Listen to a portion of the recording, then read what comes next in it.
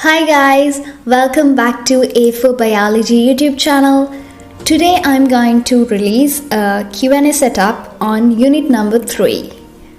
I did the first part of it as soon as possible because it was requested, and if any of you have any new suggestions or any specific requirement, please let me know in the comment section down below. So I'll try my best to help you guys, okay? So unit number 3.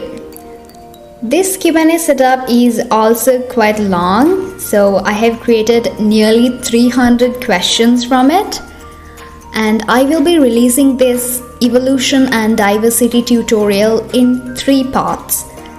So you can find 100 questions in each tutorial. Use the link in the description to download the first part of it, and I really hope this will help you guys in your revision sessions. So thanks for watching. Please subscribe and support my channel. See you from the next video.